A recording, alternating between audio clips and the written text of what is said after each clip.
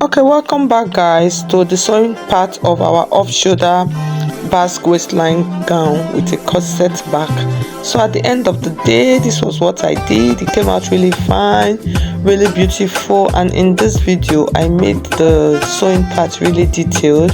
So even as a beginner, as an intermediate, a fast beginner at that, you will be able to watch this video and sew this dress perfectly well with little or no supervision. So continue to watch this video. Please like this video. If you have not subscribed, please subscribe to my channel. You can see the back. So this was really done with love. So guys, let's get started. Okay, so these are all of our fabrics from the previous cutting and drafting. So guys, if you have not subscribed to my channel, please subscribe. So now I'm going to explain to you. It's a simple process. So that was why I said a fast beginner can do this. So these are the back patterns. So you are just going to place them like this, and then you just stitch it down that way. So you can see that's how easy it is for the back part. And then this is the front piece, that's the center front. So you are going to take the one right side of the front like this, and then you are going to stitch it. So I'll use pins to do that for you.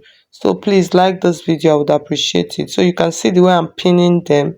So that is how you will pin it. You can pin it and then stitch. For somebody that your hand, if your hand is not very strong, you can just see what I am doing like this. Just pin them this way, and then you stitch it down. So after pinning, you see it will be much easier for you. So like I said, please like this video, drop a comment for me, and then you stitch it down that way. And then you take this other side also and then do the same thing, just pin it down. And then after sewing, this is how it will look like. So mind you, this blouse, this basque waistline top, the top part, I actually did not pad it. I just used just hairstay for it. So this is the lining piece. So the same thing you did on the fabric, you do it on your lining piece. If you want to register for my classes, my online classes, you can see my number on the screen. So you place it like this, the lining piece, and then you stitch it on that top part and the side. Because it is a gown, we are not going to stitch the side of this. So this is the back piece also. So for the back, we are going to stitch the side and the top, but the zip allowance area and the down, we're not going to stitch it. Okay, so after stitching everything, this is how it looks. So you can see the front after turning it with the lining. So this is the back piece after turning. So the next thing, now we're going to work on the side where we're going to create our eyelet or our loops. So what I did, I took my chantilly lace and then just gummed hairstay on it and the lining. So the next thing, now you can see what I did. You can see how I finished that part, the edges. I'm going to show you guys how to actually sew that right now. So I cut out about 2 inches of the fabric. That's just cut it out. You can use any fabric of your choice. So you can see what I am doing. So I came inside on the that center, that back, that's the side close to the zip allowance. I came inside by like 2 inches, and then I stitched it down. You can see. So after stitching it down, I'll take my hand and then fold it like this. So mind you, when you are folding it to tuck it in, make sure that your boning can pass. What you are doing, your boning should be able to pass through that point. Okay, so I'm going to stitch it down, and then after stitching it down, I'll take the second one to close the edge. That's the zip allowance edge. So you can see now I'm taking the right side. Now I'm facing it to the wrong side, and then I'll stitch it at the edge. Now that's the whole edge of the zip allowance area. I'll stitch it down that way. After stitching it down, I'll now fold it and bring it in. You understand? So it will now, I'll bring it into the right side. If you are not getting it, just watch it again, you will understand it. So I'll fold the top part because you need the top part to be well finished, and then bring it in. So now bring this in and then do a top stitch. So a top stitch will help me to secure it down like this, so you can see. So just use your hand, manipulate it however, and then match it down. So after doing that, you are going to check. So make sure that your boning can go into that part. If you notice, I actually did not add so much boning on this dress, than this basque dress, just the corset part of the back. So after everything, you are going to join your piece, that's the front and the back, together. Use your measurements, so you place them and then measure it and then join it, you understand. So after joining, this is how it will look like. So you join it, make sure that everything is okay. And then before I join it, I created a modesty pan. I just used my lining for this. I just made a square fabric, just sewed it, and then I'm going to place it on the side of my dress, of the off shoulder basque waistline gown. So I'm going to place it on the side. So I'm just trying to trim at this point now. So I'm just trying to trim it. So and then I'll place it that way. So after placing, so you can see how it looks. It looks good. Okay, so this is everything we have for the top part. And then the next thing, now we're going to cut the down part.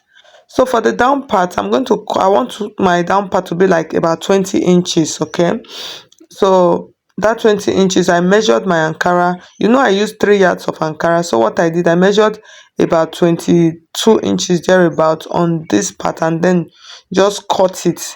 So after cutting, it's 3 yards of fabric. So after cutting, so I had like two pieces, that's three yards, but 20 inches length. So I joined it together. So after joining it together, I had a very long piece. So you can do the maths and see. I joined everything together, so you can see this is how we are going to stitch it on it. It's a simple process. So you are just going to pleat it. Mine, I use pleats, tiny pleats at that. So firstly, I just folded that part inside and then started from this zip allowance part. I'll just start placing it. That is, I'll just be pleating it tiny, just be following the basque waistline form and be placing it that way. So this is sewing it now. So you can see how I am doing it. I'll just be placing it tiny on it. So make sure that your fabric is proportional. What I mean by proportional, fold, that's the long fabric, cut it, mark it into four, that's marking it, fold it into four, and then put notches. So you will know that this one will stop here, this one will stop here, this one will stop here. Okay, and then start placing it that way.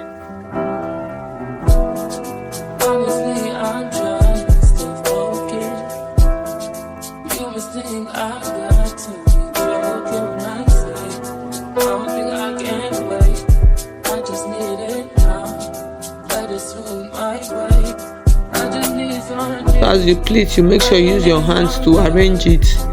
Just keep arranging it, making sure, so you can see how because I added a notch to it, so I know where it's going to stop on the side. So just keep stitching it gently that way.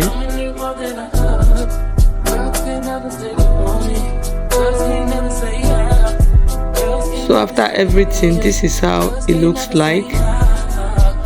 So you can see the gown, so it looks so good. Yes, it looked good at the end. The basque waistline came out really fine, full and beautiful. So you can see, let me turn the back so that you can see the back. You see the back of the piece.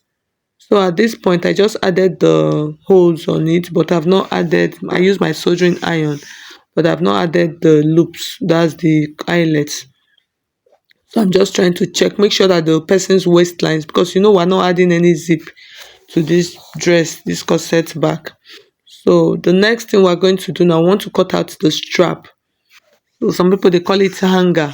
That is Hausa people. For those of you that, if you're in the northern part of this country, most of all those Hausa dresses, that's what they always do. They have shoulders, but they have shoulders, so they call them strap, but Hausa people call it hanger. So you can see I'm doing it. So I measured about 10 inches of fabric, and then I folded this into two. So what I want to do here, I want to make sure that I have the length. So you can see now I've folded them together. So I folded it. So what I have here, and after fold, is like 6 inches or 7 inches there, but that's the wideness. But the length, you are going to use your length so you can see the white. So I'm not going to use also, I'm going to use about 3 inches thereabout, so you can see the 3 inches from the edge. I am just making sure that I'm marking it, you understand, to get the exact width that I want. So and then I'll mark it down, and then from this point I'll mark the down part, that's the length of the strap. You understand? You know, most of our strap, that's our off shoulder, will normally come down by 5 inches, 6 inches, so it depends on you. But even if you come down by 5 inches, don't use 5 inches to cut it, or else it will get truncated. So for this I use about 7 inches length. You can see I'm placing that shoulder part on it, so that I'll be able to cut it out nicely to see how it will look on the off shoulder part of the dress. Okay, so that's it. I'm just trying to trim out the strap for the sleeves, trim it out nicely, and then after that I'm going to place this like this. So you can see I'm placing the off shoulder on the strap, and then I'm trying to check it to make sure that the length that I want for my strap is the same. So you can see the way I marked it is slanted because our shoulder is not straight, so it is slanted. You don't mark it straight. So at this point I'm trying to double check again to make sure that the length, so I'm using 7 inches, but I'm still going to reduce it when, because I'll need like half of an inch to stitch it to it. So you don't want it to be too short. Okay, so it's better for it to be too long than for it to be too short. So after cutting, this is how it looks. So I fixed that part. So this second part, you can see how it looks now. So I'm going to show you what to do. You can see, so I came in. So the more you come in, the smaller the neckline is going to be. If you come out, that's come close to the armhole area, the neckline will be wider. So what I did here, I came in more than you remember the dart for the off shoulder part of the bust here. So I came in a little bit inside, that's after the dart, that is I moved to the strap after the dart. And then for the back the back strap, I just placed it at that corset, the part of the corset back. So that's where I placed the back one. So I used that as a guide and then pinned it down. So you can see, so I used that as a guide and then pinned it down, and then I'll stitch it, just stitch it on top like that. So if you don't want to do this one that I did, you can decide to put it and then use your lining to turn everything. It's still the same thing. Okay, so after everything, you can see, so that's what I was trying to say. I came in a little bit away from my dart. So then the next thing we're going to do now, we're going to measure, that is not measure, like trim our armhole. Yes, so you can see for the armhole I just came down a little bit to create a little curve. You know, this dress, the pattern is like a ball, it's like a tube, so you need to like create a curve for the armhole to make sure that if not, the armhole, it will be tight. So you just need a little bit of opening at that point.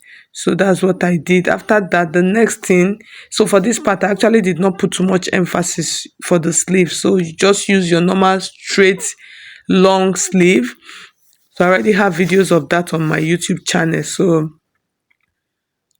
you can just watch it and then know how to cut a straight pencil sleeve. I have plenty videos on that. So like I said, please like my video. If you have not subscribed to my channel, please subscribe. Please drop and leave a comment for me. If you want to register for my online classes, you can see the number on the description box, or go to my page, you see my number, send me a message. So yes, like this video, drop a comment. It actually takes nothing, just like the video and leave me a comment. Okay, if you know that this video was helpful to you, just leave a comment for me. Just be nice and leave a comment. I would really appreciate that. Okay, so that's the pencil sleeve. After just I'm finished marking it that way, the next thing, I will transfer this on the fabric. Okay, yes, so this is it transferring.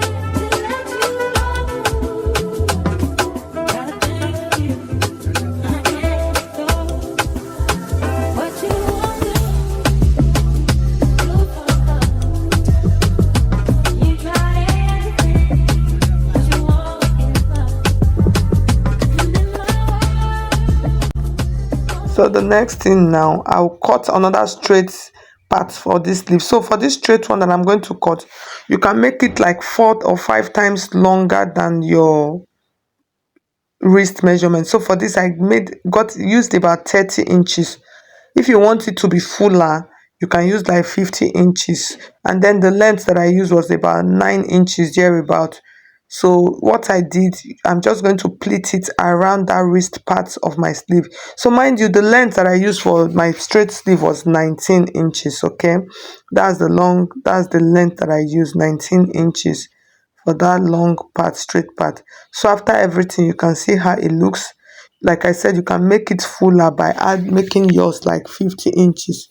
So after everything, this is how the sleeve looks like. I'm going to fix it and show you the final look of this. So you can see, just take it like this and place it around on your dress.